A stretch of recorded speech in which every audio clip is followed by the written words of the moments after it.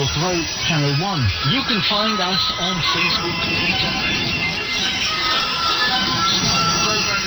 available on TuneIn and via satellite Eurosat 16A on 11,512 megahertz vertical polarization, azimuth 16 degrees east, rate 29,950 megasymbols per second, standard DVB-S2, modulation 8PSK, audio PID 510. We wish you good reception conditions.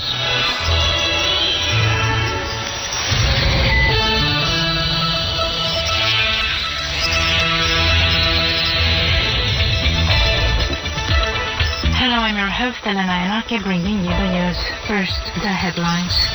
The Romanian government on Wednesday discussed the draft budget bill for 2021, which is to be put up for public debate. The National Committee for Emergencies has proposed the extension of the state of alert in Romania by another 30 days, starting the 12th of February. And the documentary film Collective has been shortlisted into separate categories of the Academy Awards.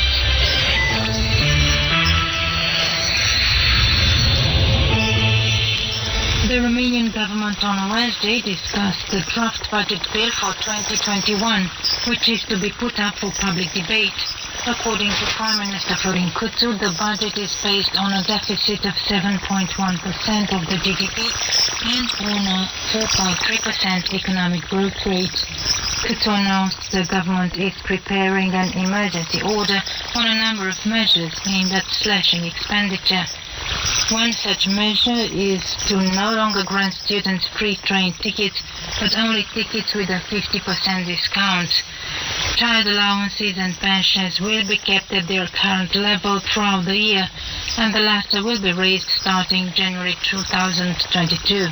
The validity of holiday vouchers issued in 2019 and 2020 will be extended, and new vouchers will be issued only in 2022.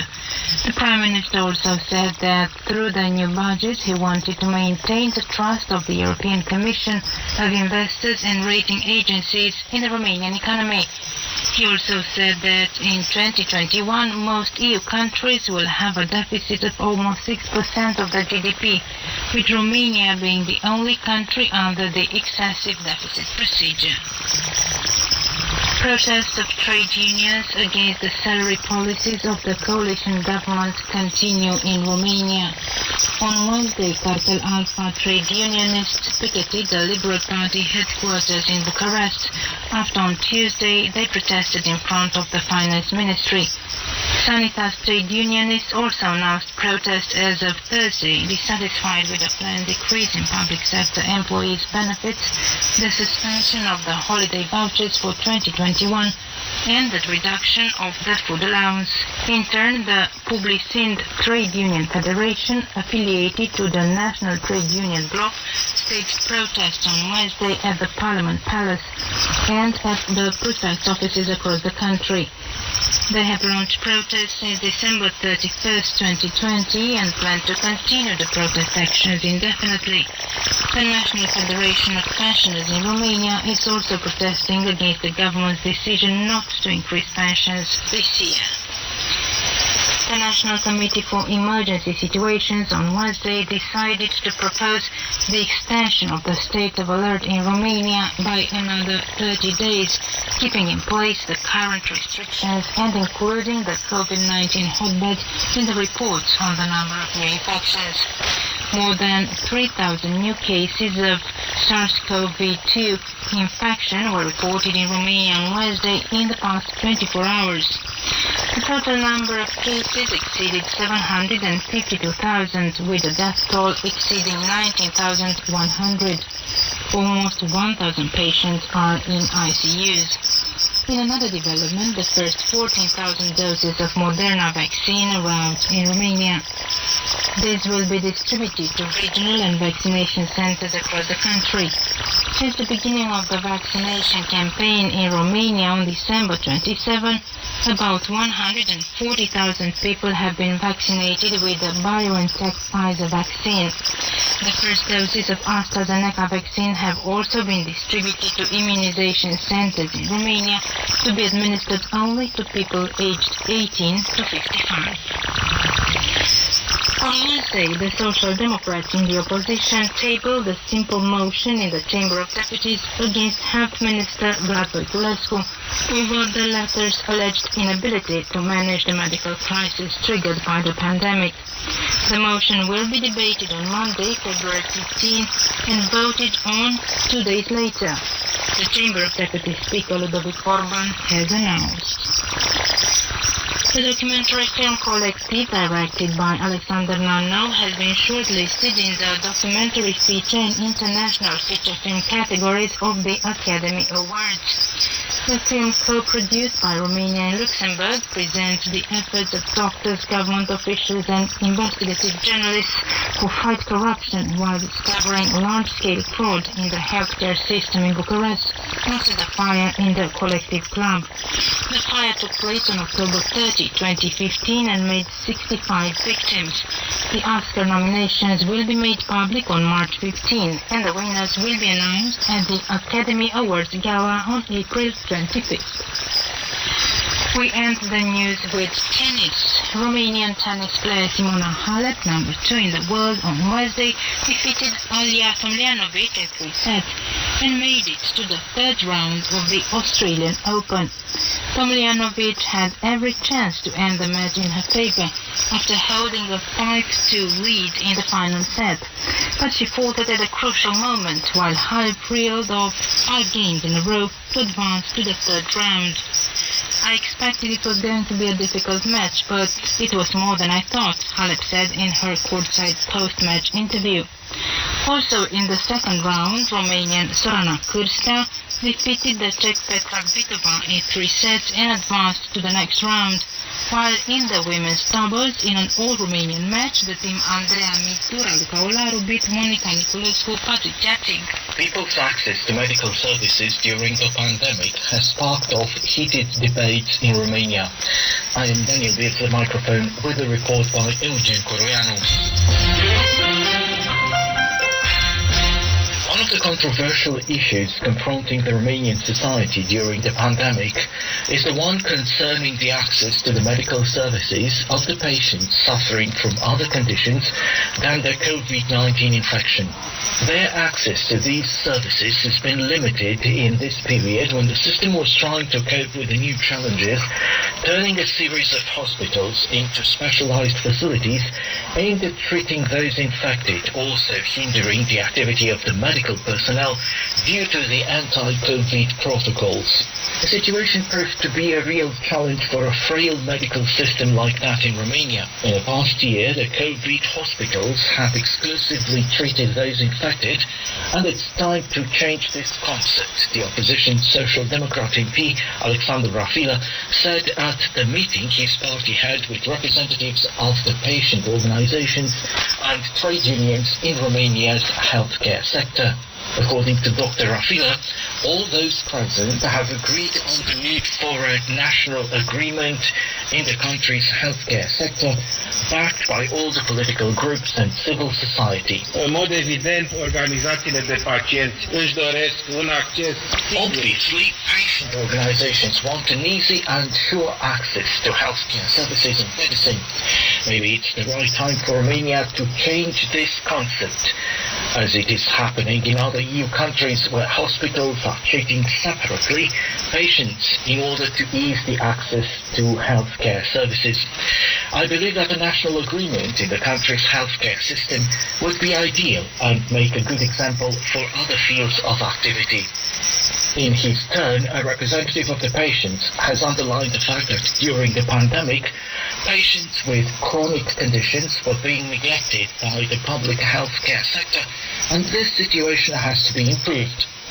In another development, the head of the National Committee for the Coordination of the Anti-COVID Vaccination, physician Valery Gorgita, estimated that the third leg of the immunization campaign destined for the population is due to kick off in April, unless there are more delays in the supply chain. Gorgita explained that it is important for the authorities to implement the principle of 75% places available to the vulnerable population, people with chronic conditions, the elderly, and 25% of the people working in the country's key sectors. According to Gorgita, 750 centers, totaling roughly 1,760 vaccination points, have been made available for the immunization of people able to provide 100,000 daily doses at full capacity. The European Parliament wants fresh sanctions against the Putin regime and to link the European Union's relationship with Russia to the latter's respect for human rights. And Cristina Mateescu with a report by Roxana Vasile. The case of the Putin critic Alexei Navalny, who was jailed after previously surviving a poisoning attempt, has strained relations between the European Union and Russia. The conflict is now open following an announcement that Brussels is considering new sanctions against Russia for violating fundamental human rights and harshening its attitude against the opposition, which the Kremlin accuses of treason. In a meeting of the European Parliament on Tuesday, the EU Foreign Policy Chief, Josep Borrell, back from a recent trip to Moscow, called for new containment measures and said he would use his right of initiative to put forward proposals combining action against disinformation and cyber attacks. He said the Russian authorities are going down an authoritarian route and have shown in the Navalny case that they are merciless in stifling freedom of expression. He explained that his trip to Moscow served two purposes: to convey the position of the European Union on the situation of Alexei Navalny and to see if the Russian authorities are interested in reversing the deterioration of its relations with the EU. And the answer, said Josep Borrell, was no. During his trip to Russia, 3 diplomats from Germany, Poland and Sweden were expelled, and Borrell was denied a request to visit Navalny in jail. Against this background, a number of Central and East European MEPs described Borrell's visit as humiliating, and some even called for his resignation. In their opinion, Borrell's trip was a trap set by Vladimir Putin himself to humiliate the European Union. Many also accused some EU member states of hypocrisy over their continued economic relations with the dictatorial regime hostile to its own citizens. MEPs agreed, however, that the European Union must help the Russian people, together with the United States, who also condemned the arrest of Alexei Navalny. The European Union will not be intimidated, said European Council President Charles Michel, who denounced Russia's aggressive behavior. NATO Secretary General Jens Stoltenberg said Navalny's detention is a perversion of justice because it targets the victim of an attempted killing while the attackers remain at large. And that was Radio Newsroom.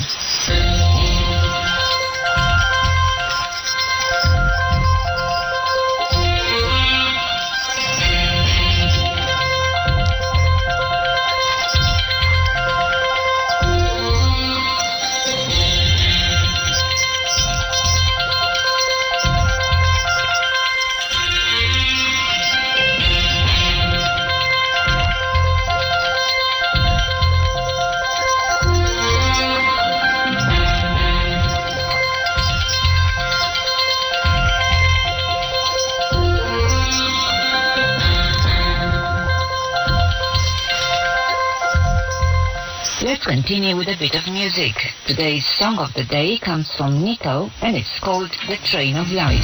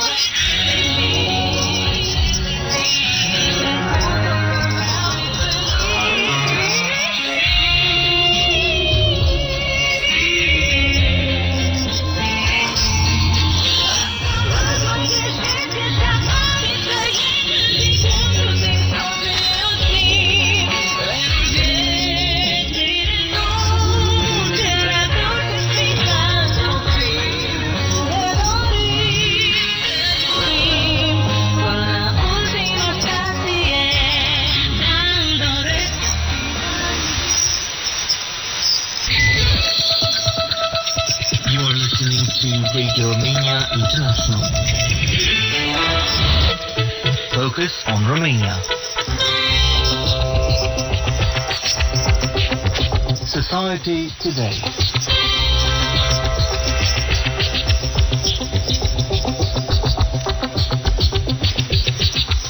Welcome to Society Today. I'm Mihaela Ignatescu. An extremely surprising year marked by changes and big problems. 2020 saw upheavals both in the labour market and in the way people perceived their job and professional evolution. After last year's shock, 2021, however, finds employees somewhat calmer and more prepared, as evidenced by the high degree of optimism highlighted by a recent survey conducted by the online recruitment and job application platform eJobs. Optimism is manifested in the hope that the pressure at work will be reduced, says the director of eJobs, Bogdan Badea, who believes that the stress at work was caused by a combination of factors. Bogdan Badea. The mix consists of the pressure produced by the health crisis, the employers who pressured people to achieve previous results in a difficult year marked by the pandemic and restrictions, but also the fear of losing their jobs. Those who had a stable job did not look for anything else out of the desire to find something better. They wanted to keep their current job. But from the point of view of the total registrations on the platform, the year 2020 marked for us an absolute record. 5 months of 2020 was the best period in the platform's 21-year history. But it was mainly about people who needed a job. Either they had lost their previous one, or they were about to become unemployed because their company was not doing well. Therefore, the number of registrations jumped by 1 million per month, which is well above the normal average, that is, over 40 or even 50% more than in 2019. These figures indicate not only that many people have lost their jobs due to the health crisis, but also that many people want safer jobs in 2021 in case a similar situation occurs, says Bogdan Badea. Proof of that is the increase in the need for professional reconversion and in the decrease of the demand for jobs abroad, where the situation is still uncertain. Bogdan Badea. In 2020, the desire for reconversion increased. Between 10% and 15% of the participants in the survey went through such a change, and after completing professional retraining courses, fortunately it was much easier for them to find work. On the other hand, in terms of the demand for jobs abroad, here we see a spectacular drop. In 2019, out of a total of 10 million applications registered on the platform, around 2 million targeted jobs abroad. So at the time, the Romanians' desire to work abroad was big. But in 2020, this percentage dropped from 20% to 2%. A spectacular decrease, and in 2021, even in January, we can see that this percentage remains quite low. What else do employers expect in 2021, also as a result of the pandemic? Flexibility of the work schedule, Bogdan Badea says. Flexible working hours. This flexibility has existed before in many companies, especially multinationals.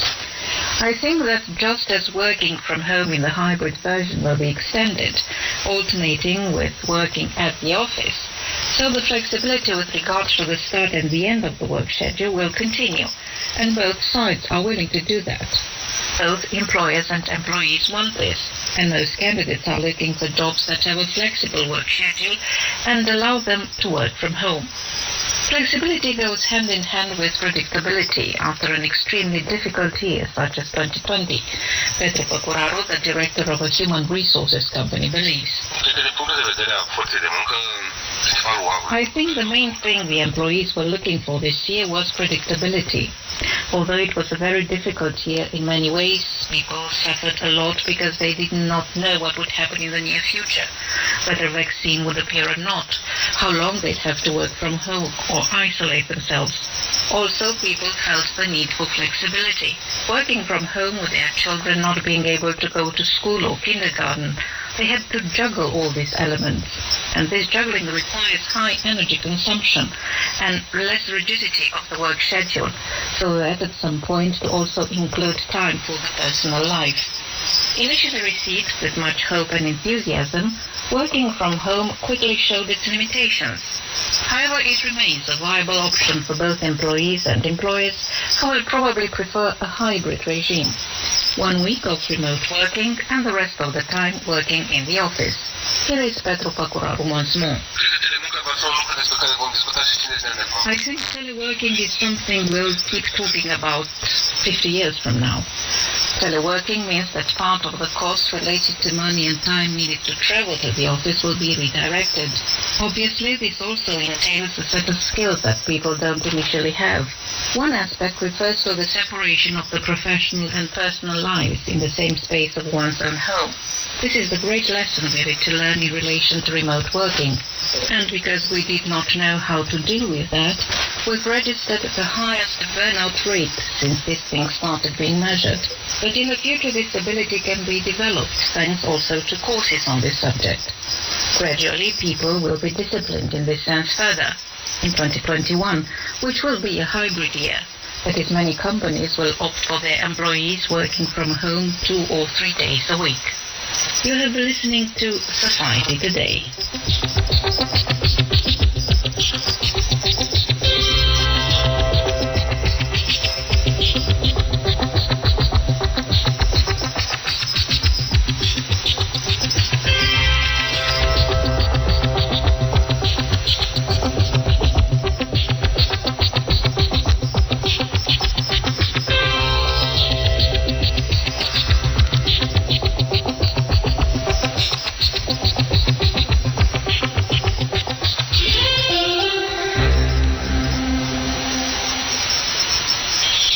Next on Radio Romania International, Visit Romania.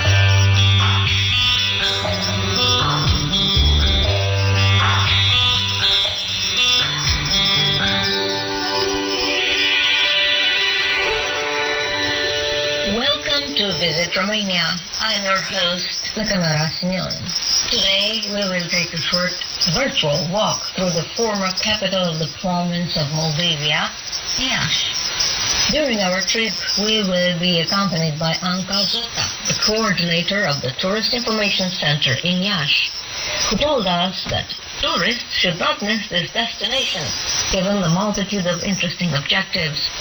Once you arrive in Iași for the first time, you should start by paying a visit to the Palace of Culture. Anca Zota.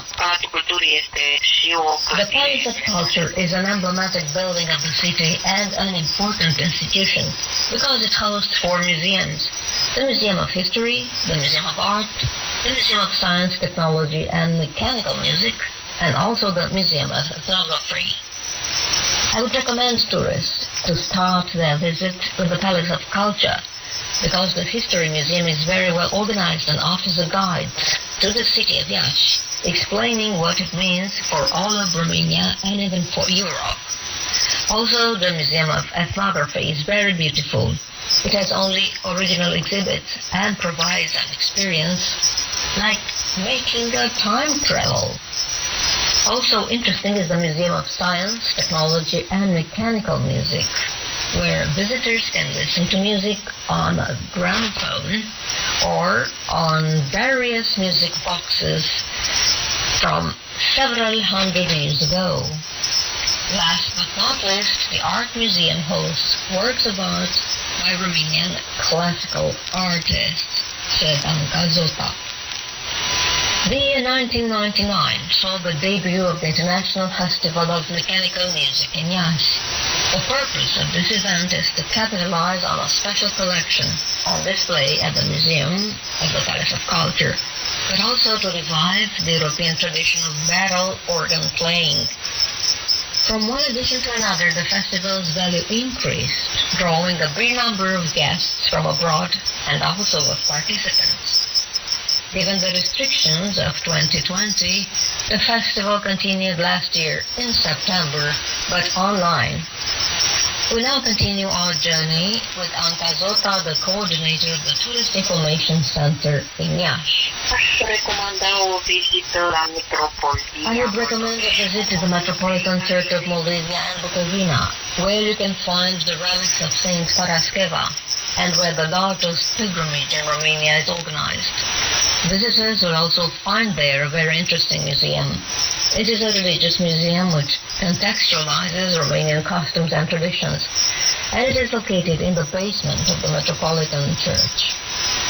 Then, by walking down the Ștefan cel Mare Boulevard, which is the main boulevard of Iași, tourists can see the National Theatre, which is the first theatre in Romania, from where they can reach the Union Museum. This is another important landmark of the city, since Iași is the city of the Union, in which the ruler Alexandru Ioan Cuza was elected, and the union of Moldavia with Wallachia was achieved. This Museum of the Union, located on the Pușneanu Street, is entirely dedicated to the ruler Alexandru Ioan Cuza and the Union of January 24, 1869, said Anca Zota. And that's all from Visit Romania. Next in this program,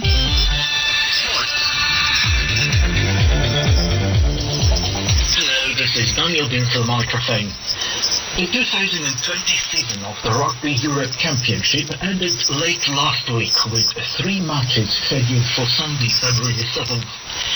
Spain secured a 25-11 win against Portugal. Georgia obtained a 16-7 victory against Russia, and the game pitch in Romania against Belgium was cancelled as the Belgian players weren't allowed to leave the country due to the coronavirus. Under the circumstances, Rugby Europe decided Romania should win the game 28-0. The Romanians got 5 points and ended the competition on the 3rd position with 10 points. However, this season has proved to be the worst for the Romanian 15 in the past years. Out of the 4 games played in February and March, the Romanians lost 3. 13-41 to Georgia, 11-22 to Portugal, and 25-32 to Russia. They managed only 1 victory against Spain on February the 22nd. The 2021 Rugby Europe Championship kicks off in March, offering 2 direct qualifications for the World Cup in 2023 in France. Broadcasting Paris in December decided that the side on the first place is to join the World Cup C group together with Wales, Australia, Fiji, and the winner of the playoffs. The side on the second position will be up against South Africa, Ireland, Scotland, and the first side in Asia-Pacific playoffs in Group B. The third side will be playing in the playoffs as well. Romania has so far been attending all the World Cup editions, with the exception of the one in Japan in 2019. In the end, we remind you that you can revisit this report on the internet, at our Radio Pro, and on Radio Romania International's Facebook profile.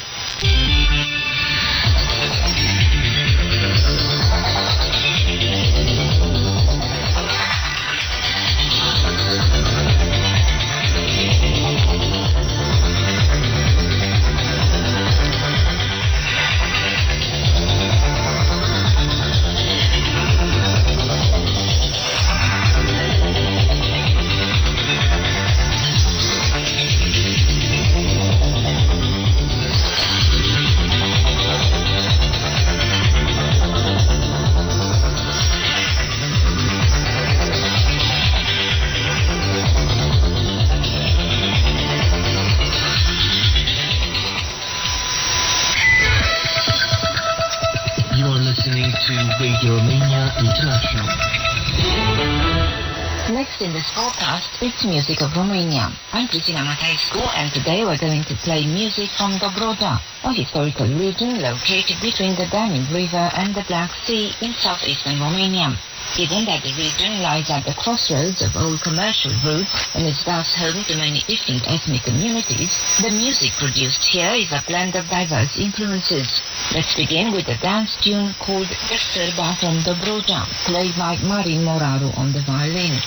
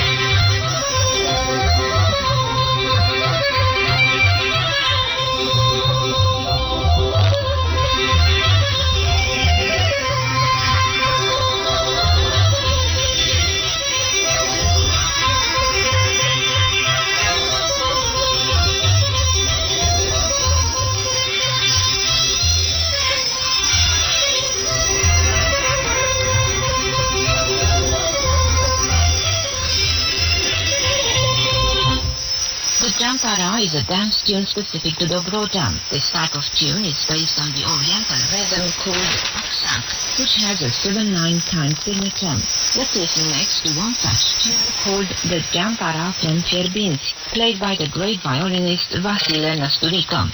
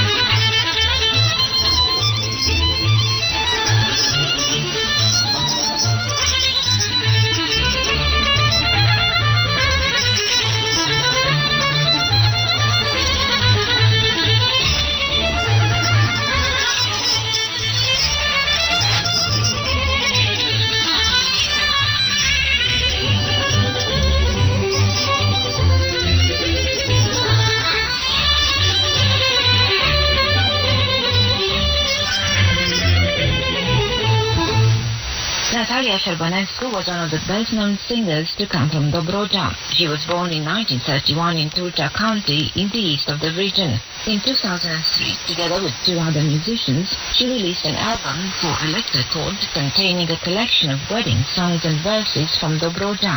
Let's listen next to a song from Natalia Șerbanescu's repertoire called The Peony in the Window.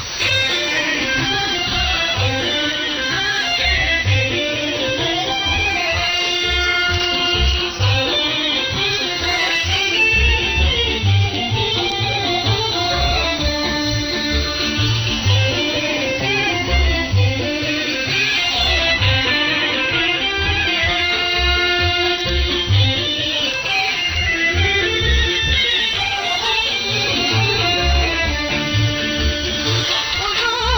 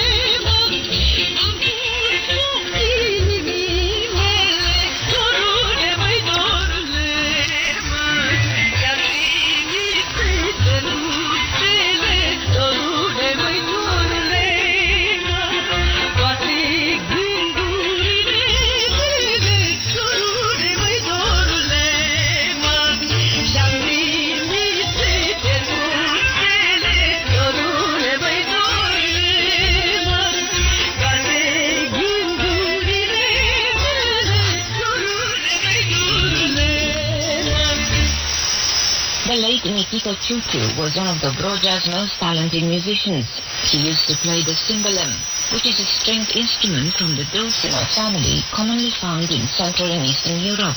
Mitiko Chuchu was born in 1913 and recorded his first album in 1936. He played not only traditional music but also classical music, and he interpreted in a very original way well-known pieces by Rachmaninoff and George Enescu, including Enescu's iconic First Romanian Rhapsody, which he rewrote such as cymbalums. Let's listen to Mitiko Chuchu next with a song and dance from Dobroja.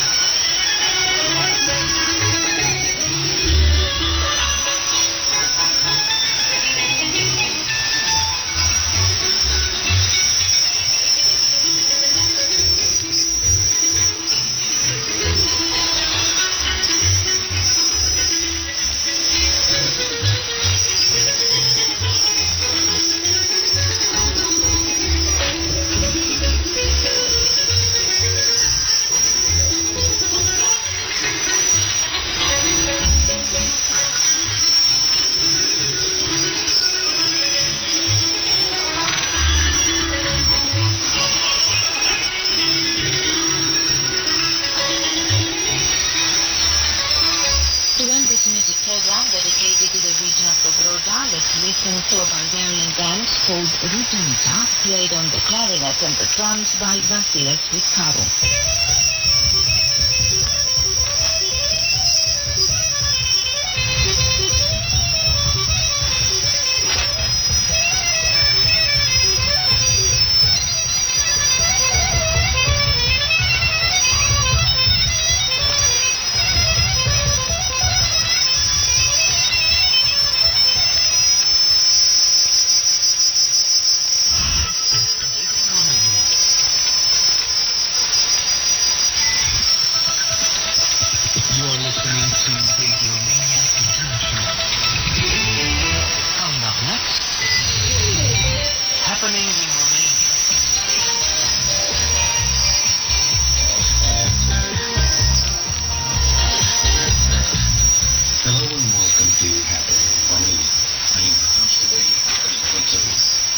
Attacks in the Middle East and Afghanistan are being hotly debated on the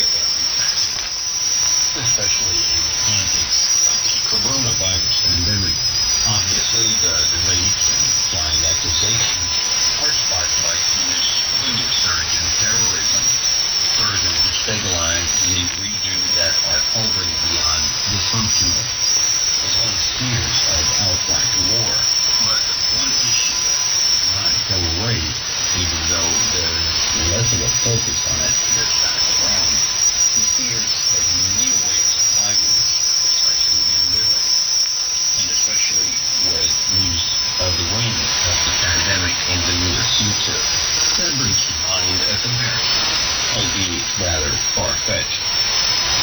issue of minorities, the entire Balkan area has a sad history, which unfortunately is not as well known as it should be.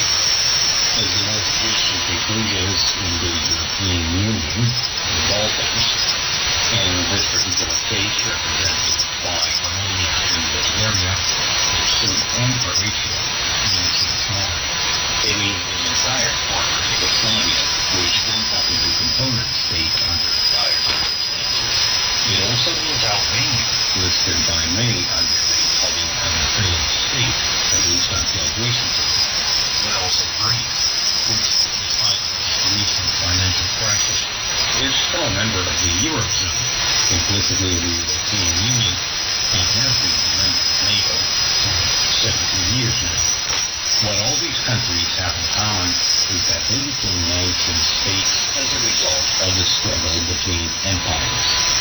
Mostly the Habsburg, then the Austro-Hungarian Empire, the Ottoman Empire, and the Tsarist Empire, which became the Soviet Union around the time of Nazis' emergence in most of the area. To the extent that the European Union gives the impression of unity all over the old continent, nation-states all over this union still have issues related to their citizenry. Issues unresolved after 2 world wars and countless ethnic cleansing conflicts, the worst of which was the Holocaust, of course, which, even though aimed mostly at people of Jewish extraction, also affected the Roma, sexual minorities, as well as political dissidents.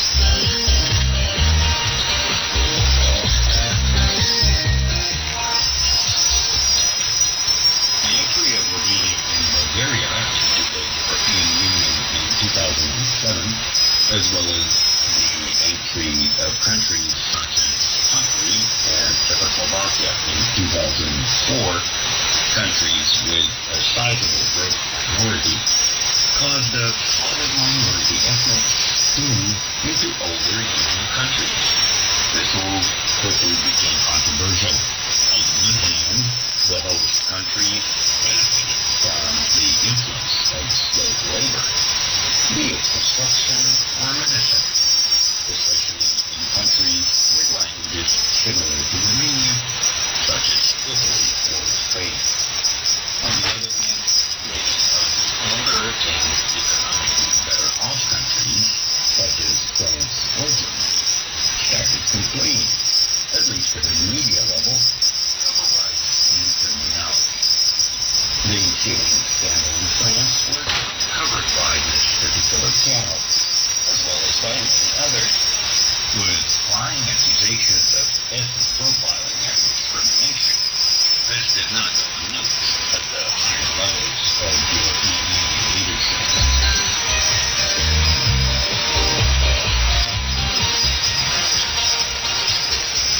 The Roma minority, which has no issues with the state language, has significantly less access to education than Romanians. However, this is not any form of official discrimination. The Romanian state ran a program for integration of the Roma, but this was done in a dictatorial manner by the communist regime before 1989, resulting in chaos, loss of identity. The study, run in 2008 with funding from the Soros Foundation, speaks volumes about the issue.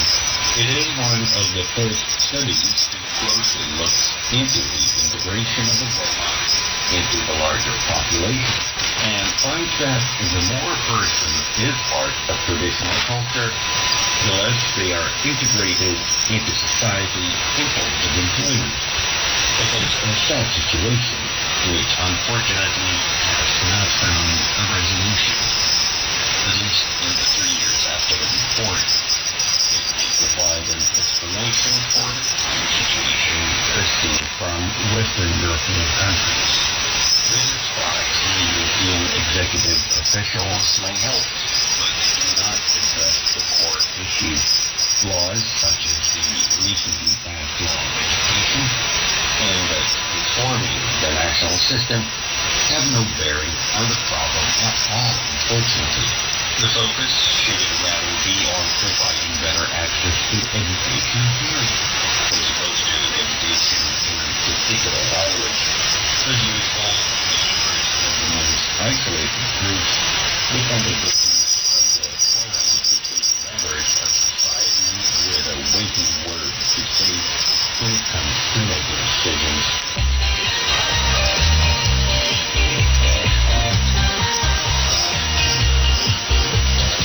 Romania has one of the largest Roma communities in Europe. Figures are very hard to come by. Even though communist dictatorship had a hard time keeping track of the exact number of Roma residents in the country. The problem is compounded by the fact that they have been here for close to 1,000 years, even though that itself is a figure that cannot be verified by any conceivable means. The 2002 census listed 530,000 people, but ADOs placed that number at 2.5 million. One very big issue is that a lot of people with Romani roots do not even declare their ethnic origin because of widespread discrimination. One can only hope that the recently arrived migrants are treated a little better manner, and that we have evolved enough of the European society to avoid such a situation, especially given recent events. Even though this country has been spared so far a huge wave of migration, this may soon change. So the altering what is happening in Romania.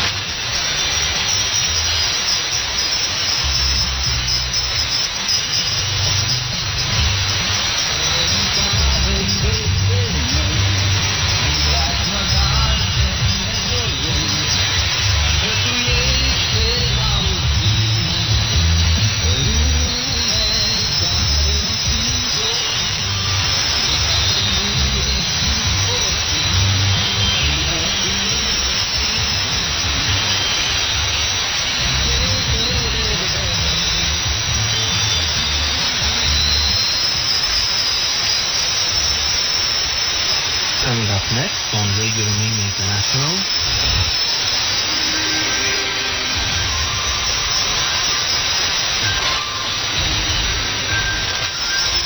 Simply Follow.